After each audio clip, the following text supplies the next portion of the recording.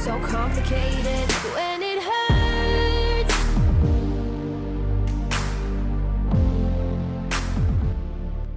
Oke, halo semua, dan yang pertama sorry banget nih karena kemarin ya beberapa hari belakangan ini tidak ada konten sama sekali untuk MotoGP gameplay maupun konten racing lainnya. Terlebih karena si Asep ya yang udah selesai kemarin di musim ketiga, dan ya alasan kenapa gue kemarin nggak ngebikin konten sama sekali karena gue sakit cuy. Sakit berhari-hari dan ya mau gimana lagi, nama juga musim kayak gini kan. Udah kadang hujan, kadang panas, terus ya flu batuk, pokoknya udah hal yang biasa. Dan ya kemarin gue kedapetan jadwalnya buat sakit, jadi makanya libur beberapa hari dan gak ada konten sama sekali. Kok iya pasnya pas karir musim ketiga itu habis, yang mana kita battle sama Enea Bastian ini. Dari awal musim hingga akhir musim battle terus, yang awalnya kita sempat ketinggalan 60-an poin lebih, dan pada akhirnya kita berhasil ngepangkas dan tiba di Valencia GP dengan tingkat kepercayaan diri yang tinggi. Itu bisa ngebikin Asep untuk meraih titel juara dunia bersama Repsol Honda. Dan sesuai voting ya, sesuai voting kita bakal berlabuh dan berpetualang baru.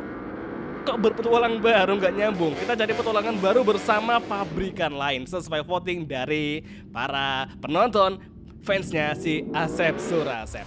Oke, recap dari musim lalu. Di sini kita udah bisa meraih 6 kali kemenangan, 0 pole position dan 16 podium, kemudian 6 kali menjadi fastest lap.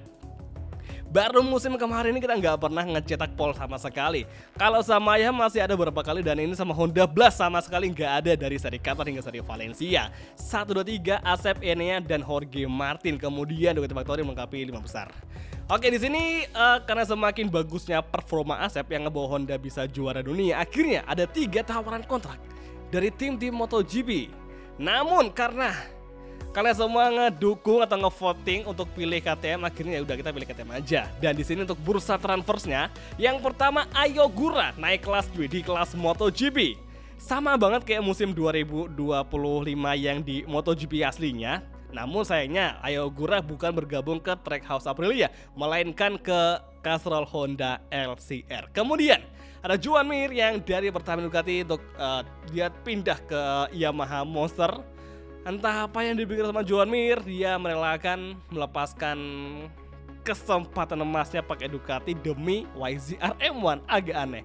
Kemudian gas ada Digia yang kembali ke Pertamina Enduro, dan oh my god, Francesco Bagnaia. Kok ini ya kayak nanggung banget. Harusnya kalau emang dia pindah dari Yamaha, yang mending ke tim yang lebih bagus. Ini malah ke Honda cuy, bekasnya kita lagi. Terus ini Acosta juga dari Aprilia pindah ke gas lagi, dia comeback ke tim lamanya. Kemudian Jack Miller yang dari Red Bull ke TMP, dia pindah ke Trackhouse dengan menggunakan motor Aprilia. Dan kalian sadar nggak sih, ini Pecco Bagnaia musim lalu waktu kita pakai Yamaha terus kita pindah ke Honda, dia ngegantiin kita. Kemudian sekarang anehnya si Pecco lagi dan lagi sama kayak gitu, dia ngisi terus kursi yang kita tinggalkan. Apakah nanti di musim depan bakal sama? Misalkan kita pindah dari KTM ke pabrikan lainnya, apakah mungkin Pecco bakal ngisi bekas kursi kita lagi? Ya siapa tahu kan. Joan Mir akhirnya dia kembali ke mesin inline 4, dan Alex Rins, oh ini mereka kembali setim ya waktu kayak di Suzuki beberapa tahun belakangan. Yang paling apa itu Pramac sama Aprilia Factory itu nggak pernah sekalipun untuk ngeganti pembalapnya semenjak musim pertama. Itu gokil sekali. Enea masih awet, Martin juga masih awet di Ducati Pramac. Marco Bezzecchi, gue dia bakal menjadi pembalap yang cukup bersinar berhubung dia udah menjadi pemegang dari pengembangan Ducati Factory.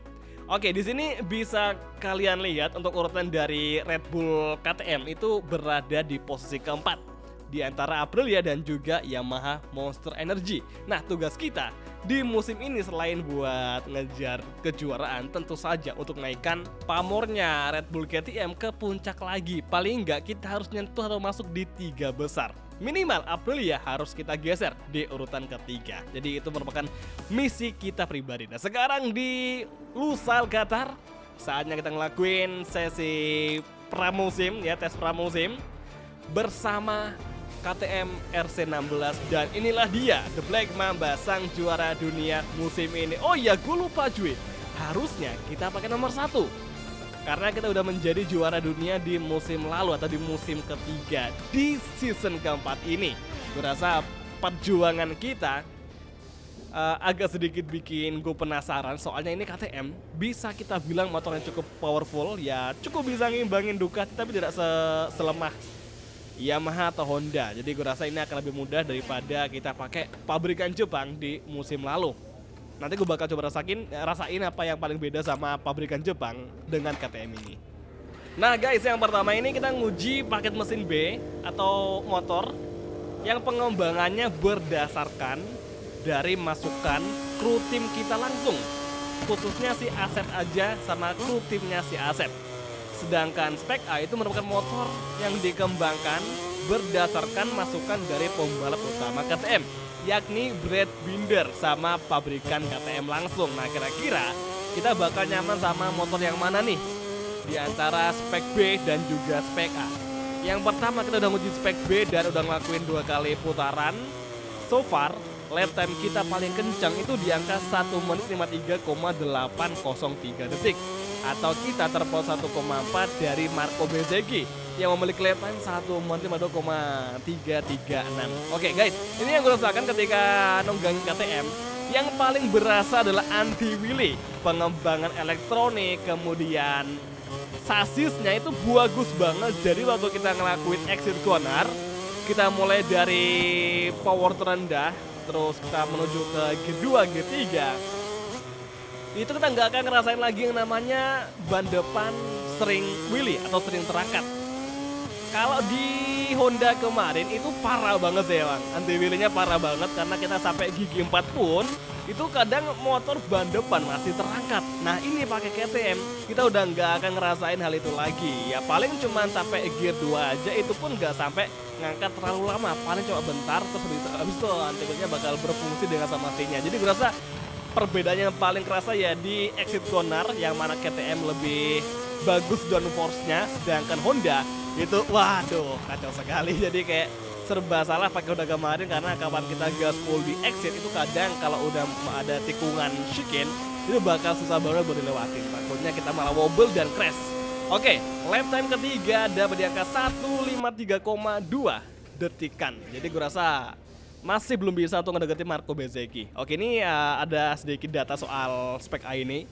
Unggul soal mesin, pengendalian, dan juga aero. Cuman di ECU tidak ada improvement. Kalau spek B ada improvement di ECU dan juga di pengendalian. Kalau ECU sih gue rasa udah bagus di spek B. Jadi gue rasa spek A ini kayaknya bakal lebih powerful ketimbang spek B. Jadi bakal coba tes lagi. Untuk spek A kira-kira bakal secepat apakah yang bisa kita dapatkan.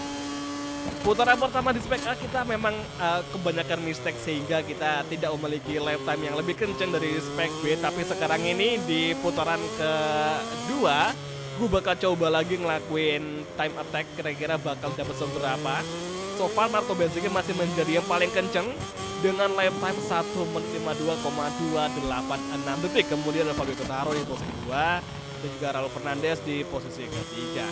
Oke, sektor 1 kita agak lambat daripada lap time kita sebelumnya. Apakah di sektor 2, 3, 4 bakal sama? Tentu saja tidak, karena nggak mesti. Kadang kita suka lemot di sektor 1 tapi di sektor 2, 3, 4 kita malah lebih kencang daripada lap time kita sebelumnya. Oke, sektor 2 berapakah waktu kita? Dan sekarang exit corner. Oke, 0,018 dari Marco Bezzecchi, rapet banget. Ada kemungkinan nih kita bakal lebih kenceng dari spek B. Intinya sih kalau spek A ini unggul soal tenaga mesin, jadi lebih kenceng di lurusan. Terus kalau spek B itu lebih unggul soal ECU, peningkatan anti wheelie. Ini aja anti wheelie di angka 9 udah bagus loh, apalagi kalau 10. Cuman kalau mesin kurang kuat ya percuma juga kan. Sektor 3 semakin rapat, 0,2. Oke, sekarang menuju finish line dikit lagi nih. Kita bakal ngelihat ini agak mistake dan oke, kita bablasin aja nggak masalah karena nggak ada track limit di sini. Toh juga kita nggak sampai ngebikin manuver yang terlalu menguntungkan buat kita. Kemudian exit corner, RHD on tuh kan, wheelie-nya bener-bener minim banget dibanding sama Honda. Dan sekarang finish line, lap time kita 152, yes. Yes akhirnya. 152,769 fix. Dengan ini pun dengan kupon medium kita bisa ngedeketin Marco Bezzecchi dengan gap 0,4 cuy. Wah gokil sih ini. Oke, Fabio Quartararo, Raul di depan kita. Ini kayaknya Raul bakal cukup epic nih di musim ini. Tapi ya tunggu aja karena biasa di winter atau di sesi pramusim sama di race-nya itu bakal beda. Dan guys, entah kenapa semenjak kepindahan kita di KTM, Brad Binder tidak nampak lagi di 10 besar. Apakah ada yang salah? Dan sekarang kita turun di posisi kelima karena ada Jorge Martin yang masuk di persaingan musim ini ya untuk sesi pramusim. Oke, ini gue makin gak sabar sama balap pertama dan Peko masuk di posisi ke-8 luar biasa. Oke, jadi dari berdasarkan semua lap time kita, dari pengujian spek B terus spek A, jelas saja yang paling unggul adalah spek A. 2 kali putaran saja kita udah bisa nyetak lap time segini. Ini pun semua kita cetak dengan kompon ban medium.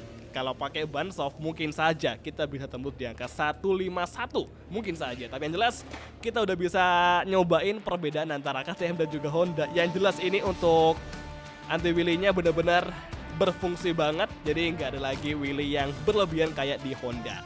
Jadi fix di musim ini kita bakal pakai spek A yang merupakan motor berdasarkan pengembangan Brad Binder dan juga KTM langsung. Lagi dan lagi kita masih belum bisa punya cukup skill untuk ngembangin motor sendiri. Jadi sorry banget, kita masih harus bergantung sama yang namanya Brad Binder. Oke, kalau gitu next video kita bakal lanjut di seri pertama di Lusail Qatar. Dan sekarang tentu saja misi kita adalah mengalahkan Brad Binder untuk menjadi pimpinan tim. Siapa yang paling unggul selama 3 race bakal menjadi pimpinan tim KTM dan bakal menjadi pengembang utama tim KTM RC16 bersama Paul sebagai satelit rider, maksudnya sebagai test rider dari KTM.